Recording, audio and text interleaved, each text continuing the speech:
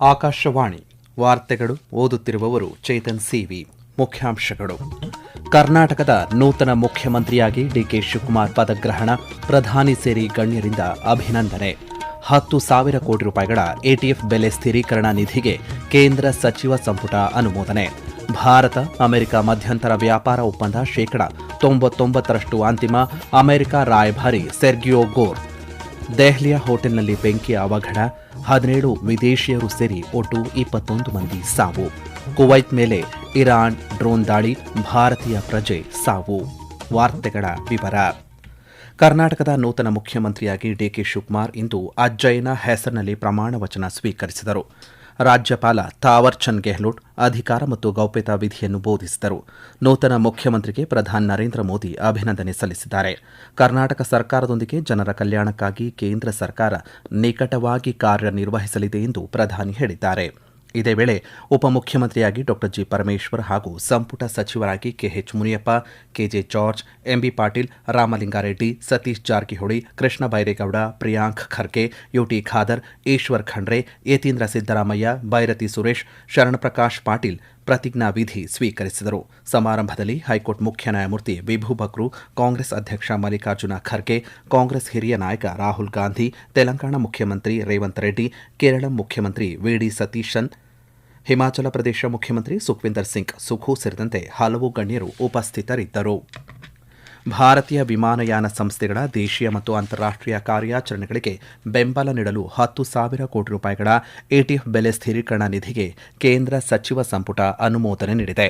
ಈ ಕುರಿತು ನವದೆಹಲಿಯಲ್ಲಿ ಇಂದು ಮಾಹಿತಿ ನೀಡಿದ ಕೇಂದ್ರ ವಾರ್ತಾ ಮತ್ತು ಪ್ರಸಾರ ಖಾತೆ ಸಚಿವ ಅಶ್ವಿನಿ ವೈಷ್ಣವ್, ಇದು ಸ್ವಾವಲಂಬಿ ನಿಧಿಯಾಗಿದ್ದು ನಿಗದಿತ ಭಾರತೀಯ ವಾಹಕಗಳಿಗೆ ಎಟಿಎಫ್ ಬೆಲೆಗಳನ್ನು ಸ್ಥಿರಗೊಳಿಸಲು ಸಹಾಯ ಮಾಡುತ್ತದೆ. ಈ ನಿರ್ಧಾರವು ವಾಯುಯಾನ ಪರಿಸರ ವ್ಯವಸ್ಥೆಯನ್ನು ಅವಲಂಬಿಸಿರುವಂತಹ 77 ಲಕ್ಷ ಉದ್ಯೋಗಗಳನ್ನು ರಕ್ಷಿಸುತ್ತದೆ ಎಂದು ತಿಳಿಸಿದ್ದಾರೆ. ಪಶ್ಚಿಮ ಏಷ್ಯಾದಲ್ಲಿನ ಬಿಕ್ಕಟ್ಟಿನಿಂದಾಗಿ ಅಂತಾರಾಷ್ಟೀಯ ಎಟಿಎಫ್ ಬೆಲೆಗಳು ಮಾರ್ಚ್ನಲ್ಲಿ ಲೀಟರ್ಗೆ 60.5 ರೂಪಾಯಿಗಳಿಂದ ಈ ವರ್ಷದ ಮೇ ತಿಂಗಳಲ್ಲಿ ಲೀಟರ್ಗೆ 142 ರೂಪಾಯಿಗಳಿಗೆ 2.5ರಷ್ಟು ಹೆಚ್ಚಾಗಿದೆ. ಭಾರತೀಯ ವಿಮಾನಯಾನ ಸಂಸ್ಥೆಗಳಿಗೆ ಎಟಿಎಫ್ ಬೆಲೆ ಸ್ಥಿರೀಕರಣವನ್ನು ಬೆಂಬಲಿಸಲು ತೈಲ ಮಾರುಕಟ್ಟೆ ಕಂಪನಿಗಳಿಗೆ ಬಡ್ಡಿರಹಿತ ಮುಂಗಡವಾಗಿ 10,000 ಕೋಟಿ ರೂಪಾಯಿಗಳವರೆಗೆ ಒಂದು ಬಾರಿಯ ಬಜೆಟ್ ಬೆಂಬಲವನ್ನು ನೀಡಲಾಗುವುದು ಎಂದು ಅವರು ಮಾಹಿತಿ ನೀಡಿದ್ದಾರೆ. ದೆಹಲಿ ಮತ್ತು ಸುತ್ತಮುತ್ತಲ ಪ್ರದೇಶದಲ್ಲಿ ಹಳೆಯ ಟ್ರಕ್ಗಳು ಮತ್ತು ಬಸ್ಗಳನ್ನು ಬದಲಾಯಿಸಲು ರಾಷ್ಟ್ರೀಯ ರಾಜಧಾನಿ ಪ್ರದೇಶ ಯೋಜನಾ ಮಂಡಳಿಗೆ ಬೆಂಬಲ ನೀಡುವ ಯೋಜನೆಯನ್ನು ಕೇಂದ್ರ ಸಚಿವ ಸಂಪುಟ ಅನುಮೋದನೆ ನೀಡಿದೆ. ಇದನ್ನು ದೆಹಲಿ, ಹರಿಯಾಣ, ರಾಜಸ್ಥಾನ ಮತ್ತು ಉತ್ತರ ಪ್ರದೇಶ ಕೇಂದ್ರಾಡಳಿತ ಪ್ರದೇಶಗಳ ಸಹಯೋಗದೊಂದಿಗೆ ಜಾರಿಗೆ ತರಲಾಗುವುದು ಎಂದು ಹೇಳಿದ್ದಾರೆ. 2 ವರ್ಷಗಳ ಈ ಮಹತ್ವದ ಯೋಜನೆಯು ದೆಹಲಿ ಮತ್ತು ಸುತ್ತಮುತ್ತಲ ಪ್ರದೇಶದಲ್ಲಿ ವಾಯು ಮಾಲಿನ್ಯವನ್ನು ಕಡಿಮೆ ಮಾಡುವುದು ಮತ್ತು ಸ್ವಚ್ಛ ಚಲನಶೀಲತೆಯನ್ನು ಉತ್ತೇಜಿಸುವ ಗುರಿಯನ್ನು ಹೊಂದಿದೆ. ಈ ಯೋಜನೆಯ ಅಡಿಯಲ್ಲಿ ಸುಮಾರು 2 ಲಕ್ಷ ಟ್ರಕ್ ಮತ್ತು 16,000 ಬಸ್ಗಳನ್ನು ಬದಲಾವಣೆ ಮಾಡಲಾಗುವುದೆಂದು ಸಚಿವ ಅಶ್ವಿನಿ ವೈಷ್ಣವ್ ತಿಳಿಸಿದ್ದಾರೆ.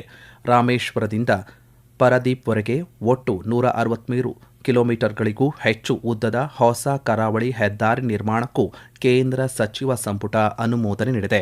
ಯೋಜನೆಯ ಒಟ್ಟು ವೆಚ್ಚ 8,300 ಕೋಟಿ ರೂಪಾಯಿಗಳಿಗಿಂತ ಹೆಚ್ಚು ಎಂದು ಅವರು ಮಾಹಿತಿಯನ್ನು ನೀಡಿದ್ದಾರೆ.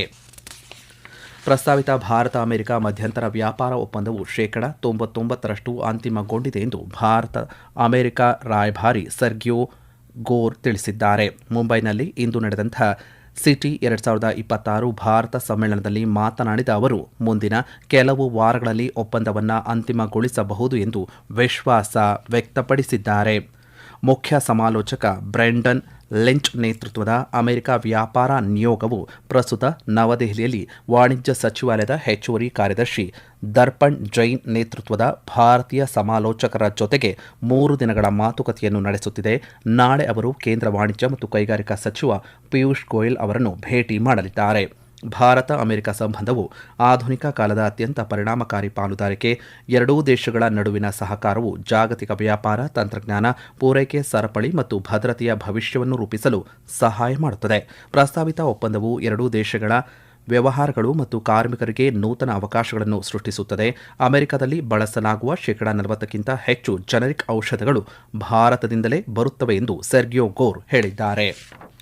ದೆಹಲಿಯ ಮಾಳವೀಯ ನಗರದ ಹೋಟೆಲ್ ಒಂದರಲ್ಲಿ ಇಂದು ಸಂಭವಿಸಿದಂತಹ ಬೆಂಕಿ ಅವಘಡದಲ್ಲಿ 17 ವಿದೇಶಿಯರು ಸೇರಿ ಒಟ್ಟು 21 ಜನರು ಸಾವನ್ನಪ್ಪಿದ್ದು 40 ಮಂದಿ ಗಾಯಗೊಂಡಿದ್ದಾರೆ. 8 ಅಗ್ನಿಶಾಮಕ ದಳದವರ ಸಹಾಯದಿಂದ ಬೆಂಕಿಯನ್ನು ನಂದಿಸಲಾಗಿದೆ. ಪೊಲೀಸರು, ಅಗ್ನಿಶಾಮಕ ಸೇವೆಗಳು ಮತ್ತು ಇತರ ತುರ್ತು ಪ್ರತಿಕ್ರಿಯೆ ನೀಡುವವರ ಸಂಘಟಿತ ಪ್ರಯತ್ನಗಳ ಮೂಲಕ 40ಕ್ಕೂ ಹೆಚ್ಚು ಜನರನ್ನು ರಕ್ಷಿಸಿ ವೈದ್ಯಕೀಯ ಚಿಕಿತ್ಸೆಗಾಗಿ ಹತ್ತಿರದ ಆಸ್ಪತ್ರೆಗೆ ಸ್ಥಳಾಂತರಿಸಲಾಗಿದೆ ಎಂದು ದಕ್ಷಿಣ ದೆಹಲಿಯ ಡಿಸಿಪಿ ಅನಂತ್ ಮಿತ್ತಲ್ ಹೇಳಿದ್ದಾರೆ. ಬೆಂಕಿ ಅವಘಡದಿಂದ ಸಂಭವಿಸಿದಂತಹ ಜೀವಹಾನಿಗೆ ರಾಷ್ಟ್ರಪತಿ ದ್ರೌಪದಿ ಮುರ್ಮು, ಉಪರಾಷ್ಟ್ರಪತಿ ಸಿಪಿ ರಾಧಾಕೃಷ್ಣನ್, ಪ್ರಧಾನಿ ನರೇಂದ್ರ ಮೋದಿ, ಕೇಂದ್ರ ಗೃಹ ಸಚಿವ ಅಮಿತ್ ಶಾ ಸೇರಿದಂತೆ ಗಣ್ಯರು ತೀವ್ರ ಸಂತಾಪ ಸೂಚಿಸಿದ್ದಾರೆ. ಪ್ರಧಾನಮಂತ್ರಿಗಳ ರಾಷ್ಟ್ರೀಯ ಪರಿಹಾರ ನಿಧಿಯಿಂದ ಮೃತರ ಸಂಬಂಧಿಕರಿಗೆ ತಲಾ 2 ಲಕ್ಷ ರೂಪಾಯಿ ಮತ್ತು ಗಾಯಾಳುಗಳಿಗೆ 50,000 ರೂಪಾಯಿ ಪರಿಹಾರ ನೀಡುವುದಾಗಿ ಪ್ರಧಾನಿ ನರೇಂದ್ರ ಮೋದಿ ಘೋಷಣೆ ಮಾಡಿದ್ದಾರೆ. ಈ ವಾರ್ತೆಯನ್ನು ಆಕಾಶವಾಣಿಯಿಂದ ಕೇಳುತ್ತಿದ್ದೀರಿ. ನಮ್ಮ ಎಲ್ಲಾ ರಾಷ್ಟ್ರೀಯ ವಾರ್ತೆಗಳು ಹಾಗೂ ಪ್ರದೇಶ ಸಮಾಚಾರ ಈಗ ಆಕಾಶವಾಣಿ ನ್ಯೂಸ್ ಕನ್ನಡ ಯೂಟ್ಯೂಬ್ ಚಾನೆಲ್ನಲ್ಲಿ ಲಭ್ಯ. ನಮ್ಮ ಎಕ್ಸ್ ಖಾತೆ ಮತ್ತು ಇನ್ಸ್ಟಾಗ್ರಾಂ ಖಾತೆ ಆಕಾಶವಾಣಿ ನ್ಯೂಸ್ ಕನ್ನಡ. ಹೆಚ್ಚಿನ ಮಾಹಿತಿಗಾಗಿ ನಮ್ಮ ಫೇಸ್ಬುಕ್ ಖಾತೆ AIR ಕನ್ನಡ ನ್ಯೂಸ್ ಅನುಸರಿಸಿ. ಮಾಹಿತಿಯ ಹೂರಣ ವಾರದ ಕಾರ್ಯಕ್ರಮ ಪ್ರಚಲಿತ ವಿದ್ಯಮಾನ ಪ್ರತಿ ಬುಧವಾರ 9:15ಕ್ಕೆ. ಕುವೈಟ್ನ ಅಂತಾರಾಷ್ಟ್ರೀಯ ವಿಮಾನ ನಿಲ್ದಾಣದ ಮೇಲೆ ಇಂದು ಮುಂಜಾನೆ ಇರಾನ್ ನಡೆಸಿದ ಡ್ರೋನ್ ದಾಳಿಯಿಂದ ಮುಖ್ಯ ಪ್ರಯಾಣಿಕರ ಟರ್ಮಿನಲ್ಗೆ ಭಾರೀ ಹಾನಿಯಾಗಿದೆ. ದಾಳಿಯಲ್ಲಿ ಭಾರತೀಯ ಪ್ರಜೆಯೊಬ್ಬರು ಸಾವನ್ನಪ್ಪಿದ್ದು ಹಲವು ಜನರು ಗಾಯಗೊಂಡಿದ್ದಾರೆ. ದಾಳಿಯ ಸಮಯದಲ್ಲಿ ಕುವೈತ್ ವಾಯು ರಕ್ಷಣಾ ವ್ಯವಸ್ಥೆಯು ಇರಾನಿನ ಹಲವು ಬ್ಯಾಲಿಸ್ಟಿಕ್ ಕ್ಷಿಪಣಿಗಳು ಮತ್ತು ಡ್ರೋನ್ಗಳನ್ನು ತಡೆದಿದೆ.